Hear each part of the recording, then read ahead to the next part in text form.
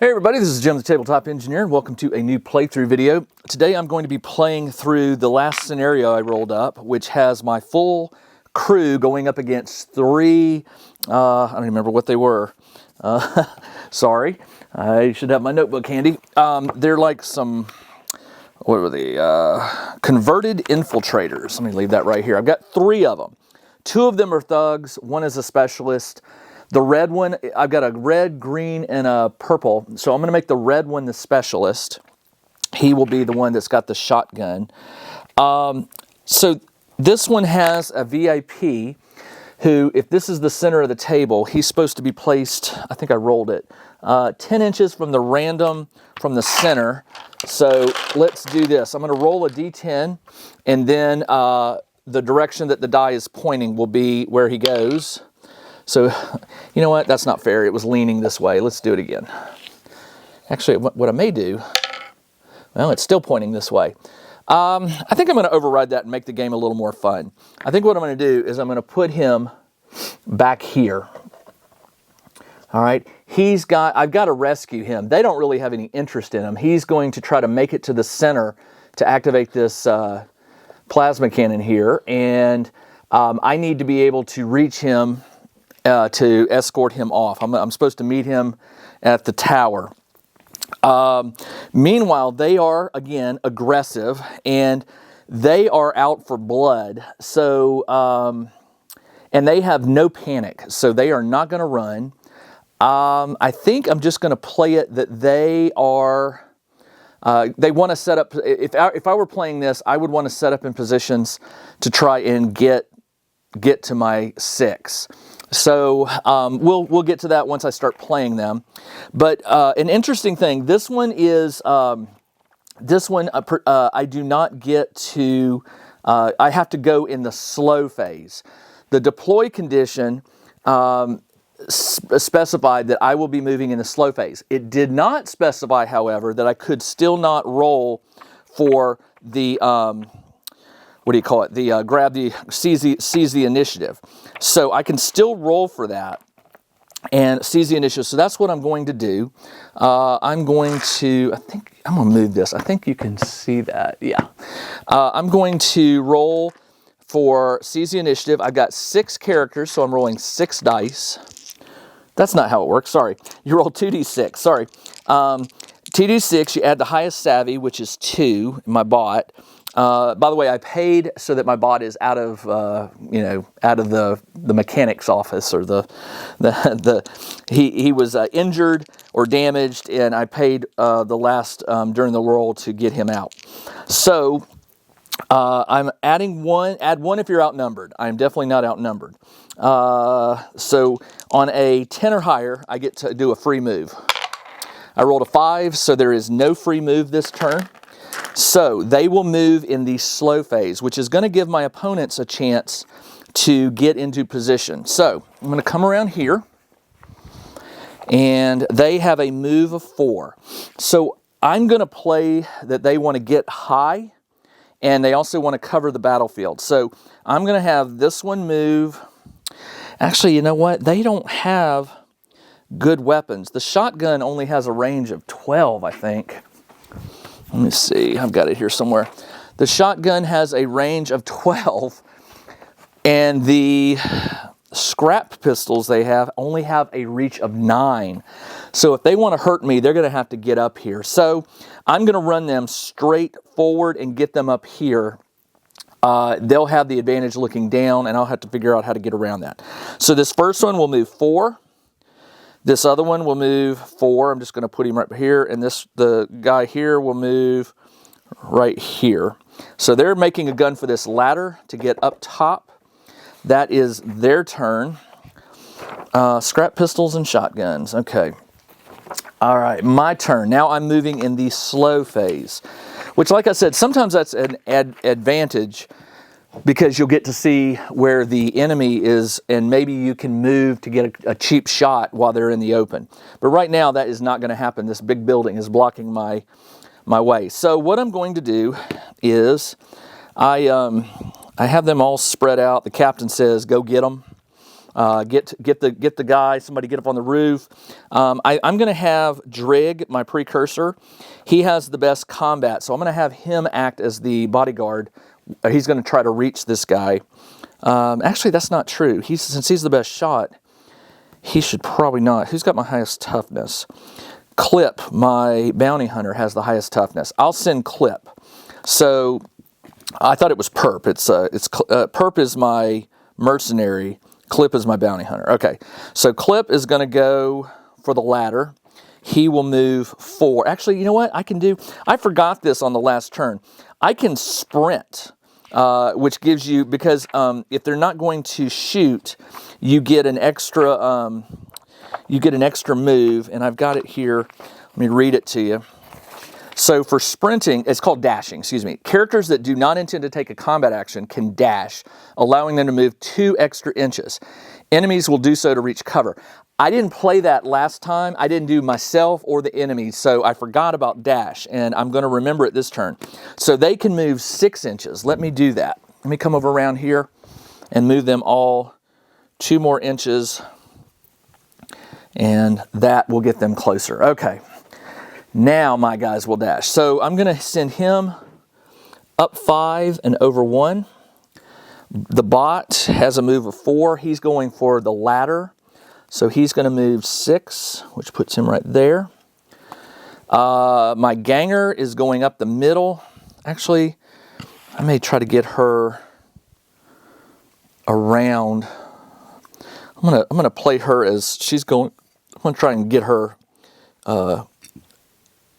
her maybe coming around and flanking. All right, let's see, who else? Perp, my mercenary, he's going to move 6 as well. So I'm going to send him up. Captain will move 2 and then 4. So he'll be right behind him. And I'm going to send him, my precursor, over with a ladder 2. He needs to get up high. He'll move 6. So he moves 5. And then he can move an extra 1. So he's going to move an extra 1. All right, there we go. All right, that is it for round 1. They have all moved. Now it is not seize the initiative. It is reaction roll. So I did not get a reaction roll last time, but I do this time. I'm looking for 1s and 2s. And I got nothing. 6s, 3s, and 5s, and 4s. So again, my guys are moving in the slow phase. So just as planned, I was planning on getting these guys up high to give them the advantage. And that's what I'm going to do. So the height of this is 3. So he'll move up 3, and then I'm going to have him move another 3 behind cover here. This guy will move 1, up 3, that's 4, and he'll get 2 more inches, which puts him here. And my captain will move 1, up 3, and forward 2. So they're going to use the VIP as bait. They don't want to shoot the VIP. They know I've got to protect the VIP or get him off once he makes it here. Which, by the way, I forgot to move him. Actually, you know what? Now I remember. I'm going to play this as I have to get to him and escort him here. He needs protection. So I'm going to go ahead and have him move to cover behind this gate here, and he will stay there until I come and get him. All right, that is it for the fast phase. It is now slow phase, which is basically all me. The ganger is going to run 6. She is going to go all the way over here into cover. So they saw her, so they know she's there. He can't see me. Let me come over here and see if I can see him. No, the bot is the specialist here cannot see my bot. I can't see him, but as soon as I move him, he's going to see me. So I'm only going to get 1 shot at this. The bot Chevron has a hunting rifle with a range of 30, so I will get the shot. Do I want to go ahead and shoot at the specialist this early in the game? I'm going to have to do something because I got to get up here to the VIP.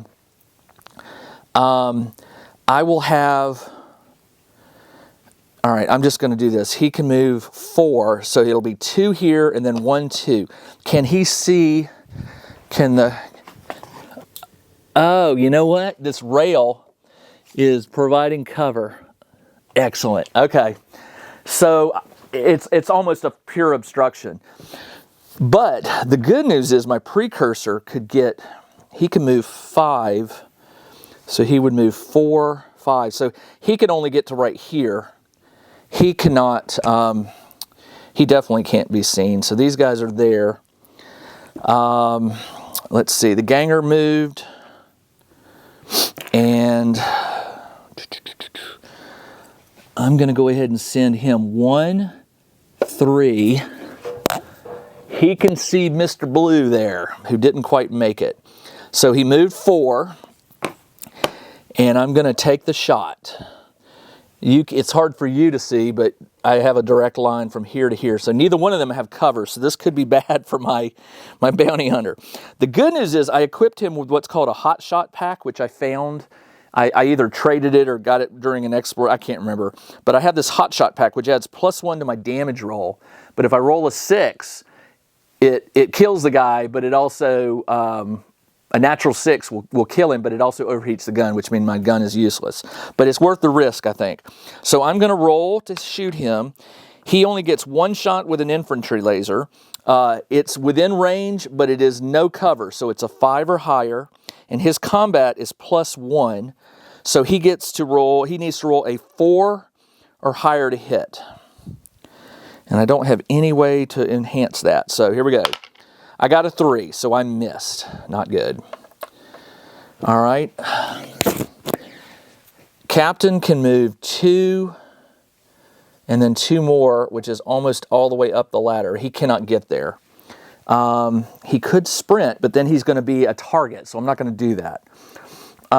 This guy can move 4 to right here. And there's no angle, so I'm gonna call that done. And that is it for the slow phase. No shots taken yet. He's hunkering down. I'm gonna lay him down just to indicate he's taking cover until somebody gets to him. Now that is the end of round 2, so I have to roll a battle event. This is a random. It could be good for me, it could be bad for me. Let's first dice rolled is the 10s digit. That is a 59. 59, an environmental hazard. Select a random terrain feature. All right, so here's how it is. There's 1, 2, 3, 4, 5, 6. Let's do it like that. 6, 7, and we'll call that one 8. So let me roll a D8. Do I have a D8? I do not. Let me get a D8 real quick. All right, we'll roll a D8, and let me just, I'll start at the top. I'll go 1, 2, clockwise. 1, 2, 3, 4, 5, 6, 7, 8, like that. 7, that would be this one. 1, 2, 3, 4, 5, 6, 7. All right, so it's the turret. Select a random feature. Any figure currently in, on, or within 1 inch of the feature, nobody is, must roll 1d6 savvy and achieve a 5+, or take damage, ignoring any. So basically, maybe this thing just gave off a burst of like steam, heat, coolant, whatever, but nobody was within range of it. I am glad that I didn't roll an 8, because if I did, 1, 2, 3, well, they also would have been within range. So maybe I should have rolled an 8. But anyway, that's done.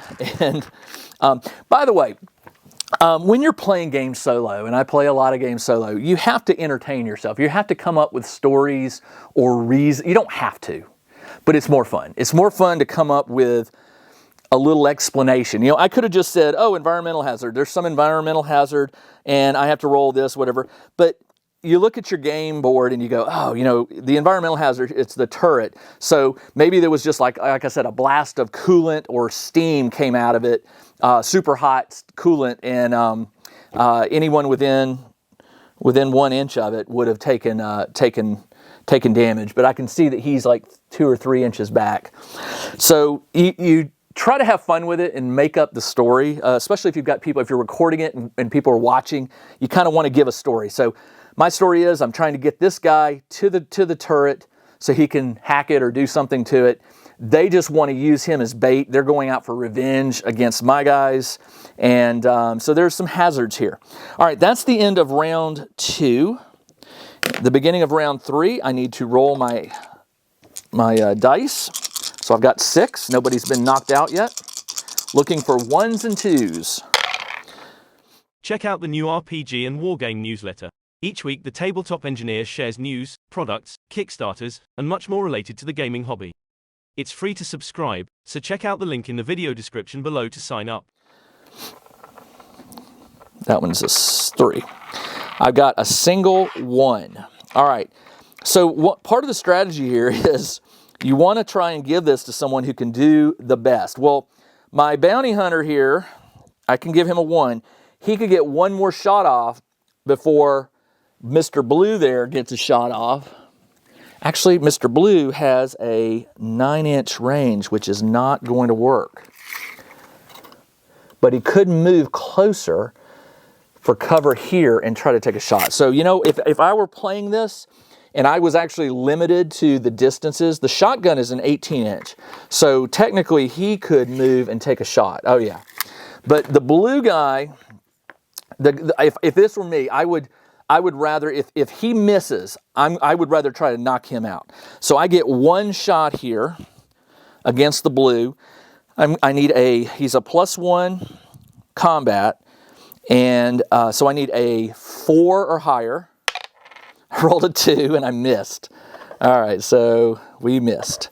All right, so now I'm going to come over to the blue guy, and knowing that his range is 9 inches with that pistol he's got to get within 9 inches, which is plenty. He can move right up here to cover, and that is within 9 range. So that's what I would do. And I've also got another one back here which could probably take the shot if I miss. So bounty hunter, he has a toughness of 4, so he's okay. Well, he's got a good toughness. The gun that the guy is using is a, what did I say it was? A scrap pistol. Looking on here, a scrap pistol, range of 9, 1 shot only. No modifier to damage. So he gets, in his combat is +0, if I remember right. Yes, I wrote down combat +0. So he will take a shot here. He needs a 5. I'm within range, but not less than 6, and I'm not in cover. So 5 or higher. I rolled a 6. Well, the rules say that a natural 6 is an automatic hit. If a character is hit, regardless of the source, roll a d6.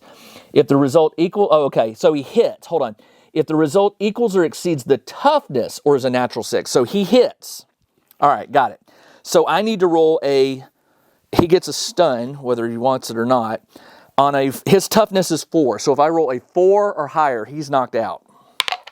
I rolled a 1, so he is okay.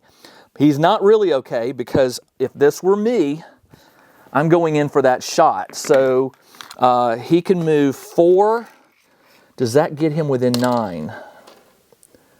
9 inches is right there. And 4 inches, oh yeah. Actually, no, he cannot. Oh, yeah, you can. Yeah, if I moved him 4, he's right here. And 9 inches, no, not quite. No. I mean, if I play it fair, which if I were to argue, I would say that he's about 1 inch. He's right at 10 inches, so he was not able to do it. So I tell you what, I would say since I cannot make the shot, I will. Can I move into further cover? I could. I'll move here, which puts me in cover. I have already shot, so I can't take a turn, and I'm hoping that on the next turn I can pop out and take a shot. And then this guy right here with a shotgun, oh yeah, I would definitely take a shot with a shotgun. He will move, he's within range, so all he's got to do is shift a little bit to the left, and I'll put him in partial cover. And he will, oh yeah. All right, so the shotgun, I'm actually hurting myself here, but I'm trying to play it fair, where if that was me, if I was outnumbered 3-5, I'm going to go for every kill I can. Shotgun, 12 inches, 2 shots. And it says focused, and I think that means it has to be against the same, character. Let me double check. I'm pretty sure. Focused is all shots must be against a single target. Okay, so the specialist is +0 combat, so he needs a 5 or higher. He got a 5, so he does hit. So that's 2 stuns, a 3rd stun, and he's knocked out for good. If he gets a 4 or higher, he knocks him out. He got a 2, so he did not. Okay, that is it for the fast phase. They all moved and took their shots. My turn. All right. Okay. I could move up 1, 2, 3, 4 and take a shot. That's what I'm going to do. Let me double check that I can see. Oh yeah, I can see the blue. The bot, Chevron, has +1 combat and a hunting rifle, which is a range of 30, easy, and has 1 shot. So he gets 1 shot at this. He is not in cover, but he is not within 6, so it's a 5 or higher. I have +1, so I need a 4 or higher to hit him. I got a 5, so I do hit him. He gets a stun marker, and I am out of, I don't know what I did with my little stun markers, but I'll put a red die on him just to indicate 1 stun. Now, to knock him out of the game, that is a standard thug. His toughness is 4. I need a 4 or higher. Chevron did not have that modification to his gun. I rolled a 1, so I missed. So he is done. He can move 5. 1, 2, 3, 4, 5. And he can take the shot. They won't fit. Well, they fit. Nah, barely, but he can take the shot. I'm going to do that. So he has a stun on him.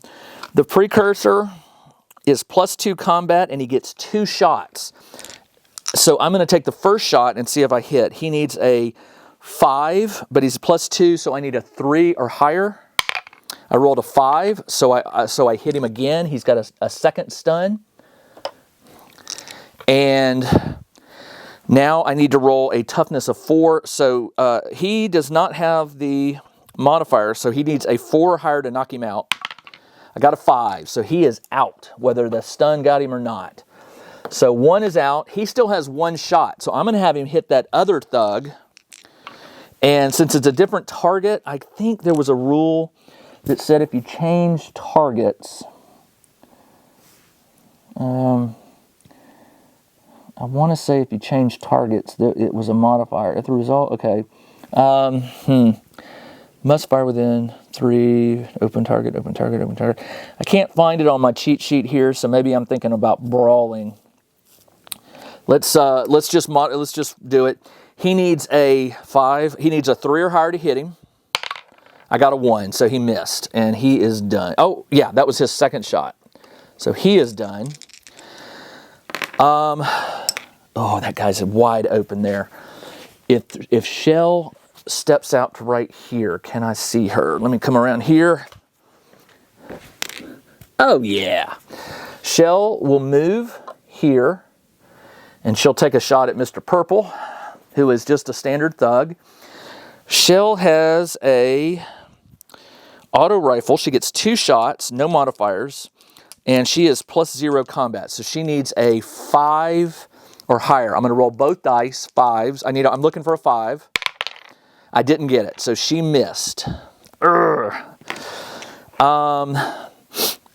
She yells at my mercenary perp here. He's going to take the same. He's going to move over and take the same exact shot. He only gets 1 shot. He's +1, so I need a 4 or higher. I did get it. So we place a stun on him. And now let's see if I kill him. I need a 4 or higher. No modifier on his weapon. I got a 6. So I took him out. All right, so that is 2 down. And the poor specialist is huddled back there. But the specialist does have a shot on my precursor and my bot. No, he doesn't because of the range. 18. Well, he might. Let me see. Oh, he does. Okay, so the question is, does he shoot the precursor at my bot, or does he shoot at this guy who's got 2 stuns? I would go for the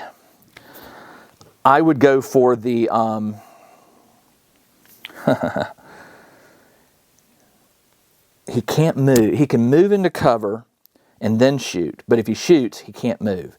So this is a tough one. All right. So realizing that I'm probably going to get a 1 or 2, at least one of my characters next turn is going to go in the fast phase. Realizing that, if that is my last character and I can't move, I could take the shot and knock him out. But on my next turn, I could probably knock him out with this guy or one of these. Do I move forward into more cover? That's a tough one. What do I do here? If my goal, being aggressive, I'm supposed to play this aggressive. If my goal is to eliminate as many of the other crew as I can, I'm going to play it as that my commander, whoever that may be, sent me and said, don't come back unless you can report that you took out, 1 or 2 of the opponent. You better not run away. So I'm going to take a shot at him. I'm going to take a shot at him. Because if I hit him, he's out. Because he's got 2 stuns.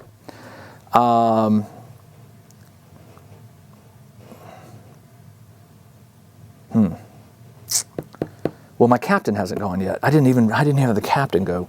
Captain is going to step down. He's not coming up. He's going to move over.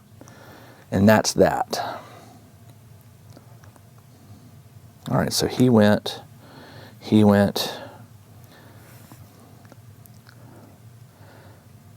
I did not. I don't have anybody else to shoot at him. And it's not his turn. They already went in the fast phase. Sorry. He took his shot. So now we're at round 3. So I rolled. I gave it to him, and then they moved, and now it's my turn. So the captain moved down. That's the end of the round. Okay, sorry. I was moving in the slow phase. So I take all these back. Take that back. Now I roll. 1, 2, 3, 4, 5, 6. Okay, I need a 1 or 2 to get my bounty hunters to safety. I got 2 2s. That was a 2. Got 2 2s. Now my bounty hunter, unfortunately, is a 1. So I cannot give the 2 to him. I can give it to Perp, who can't take a shot. I can give it to Shell, who can't take a shot. I could give it to Drig, who can take a shot. And my Chevron, I can also give it to the bot. So they both will get shots on him, and then he will, if I miss, he will shoot him. All right, so let's do this.